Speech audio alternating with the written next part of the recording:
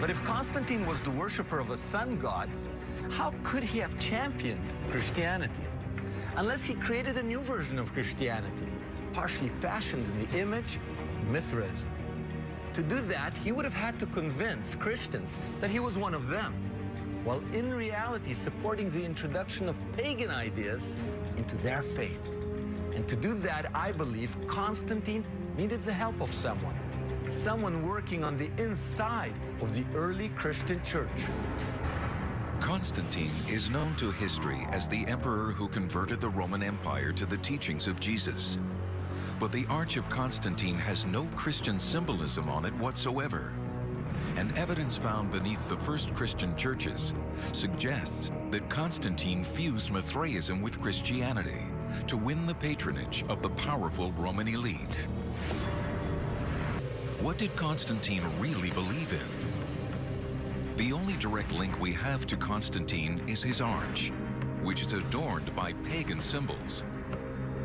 But on it, we can also see reliefs depicting three former emperors: the philosopher Marcus Aurelius, the conqueror Trajan, and the statesman Hadrian, all stolen from previous monuments and strategically recycled for his arch.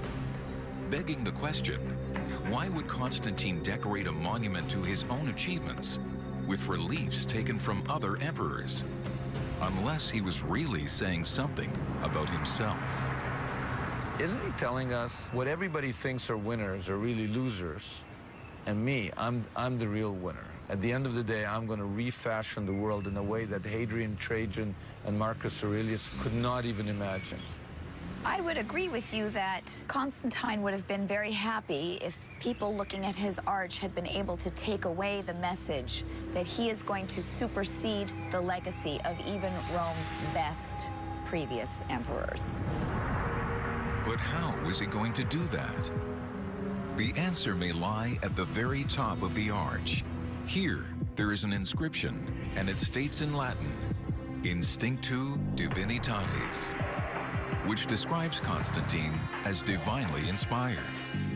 But if it's not Jesus who's inspiring him, which God is? When looking at what's depicted on his arch, what we find are pagan gods from the Roman pantheon, and none so prominently rendered as the sun god Apollo. The light is amazing. And it's so appropriate with the rising of the sun god right there to have it illuminated by the sun this way. Before Constantine's alleged vision, he followed the official religion of the Roman Empire, the imperial cult, a pagan religion that worshipped Apollo above all else. Much like the pagan god Mithras, Apollo was the sun god that represented the light of creation. According to the imperial cult, Constantine, as emperor, was a superhuman avatar, the link between Apollo and the rest of humanity.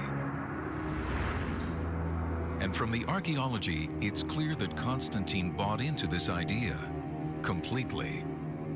He commissioned this 12-meter statue of himself.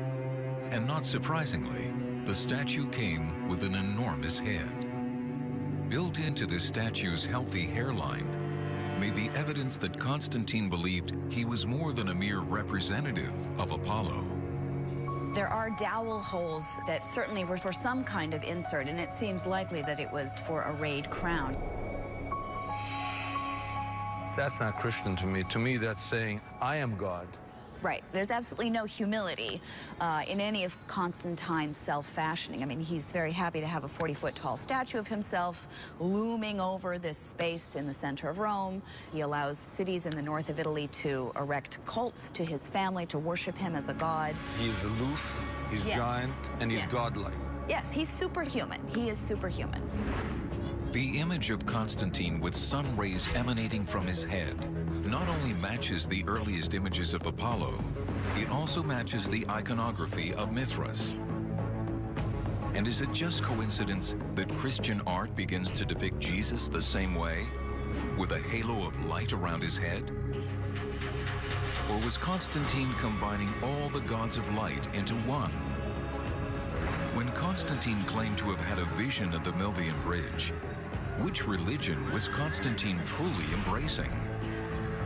Did Constantine abandon paganism for Christianity? Or did he blend Apollo and Mithras into Jesus Christ and then refashion all three in his own image?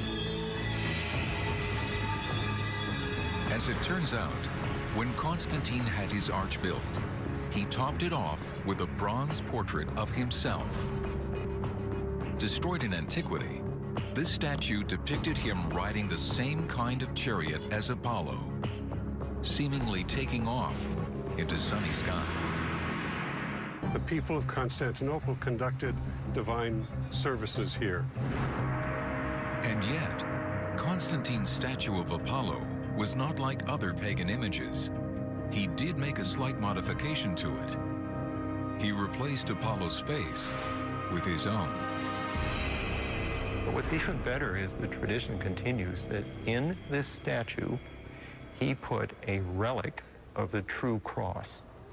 So he's attaching relics of Jesus to, or inserting them in this statue. So he erects a statue of himself. And this statue depicts him as Apollo, but for good measure, we've got a little bit of the true cross mixed in. Yes. Did Constantine pull off the greatest hoax of all time by pretending to be a Christian? Was he actually equating himself with both Apollo and Jesus? Or did he merely see himself as their special emissary? To find out, Simcoe returns to the arch. But this time, he's not looking at what's on the arch. This time, he's looking at how the arch was positioned. From this bird's-eye view, he is reminded that Constantine's arch is off-center by almost 2 meters from the original road that ran through it. But why? The Romans were famous for their feats of engineering. Surely they wouldn't make a mistake when building the emperor's new arch. There had to be some other reason. A reason that must be hiding in plain sight.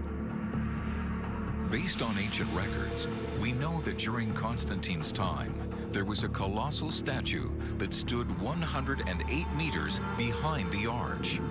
But this was not just any statue. It was a 30-meter-high monument to Apollo. Is there a connection between the statue and the arch?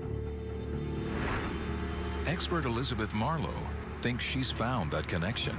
So then I started playing around on the living room floor in my apartment, where I made a little cutout of the arch and I propped it up, and I got a doll and I set him up and then set the arch up in front of him, and I worked out the proportions very carefully, lying down and peering through the central passageway. For me, that was the aha moment. Based on her living room reconstructions, Marlowe came up with a compelling new theory as to why Constantine's arch was built where it was. But to prove her theory, Marlowe first had to brave rush hour Roman traffic so that she could gain the right perspective. The evidence on the ground confirmed her hypothesis. Constantine's arch was built off-center on the road so as to perfectly frame the Colossus of Apollo behind it. According to Marlowe, as you entered Rome, you would have seen Apollo's head looming above the statue of Constantine on his arch, as if watching over Constantine. But as you moved closer to the arch itself, the sun god would have dropped below Constantine until he was left standing in the center of the main archway. At the point when the statue is framed in the central passageway, it is the figure of Constantine that is now looming above in the sky. As the sun is setting, what is rising is Constantine, yes, yes. The arch is literally a reframing of the sun god, with Constantine on top of the arch. Marlowe has revealed a clear example where, on the surface, Constantine seems to be putting himself under Apollo, but covertly, he is letting us know that he is greater than Apollo. Can it be that he did the same with Christianity, seemingly worshiping Jesus, while replacing Jesus with himself? Our investigation has revealed that Constantine merged the great pagan sun gods Mithras and Apollo and replaced their images with his own.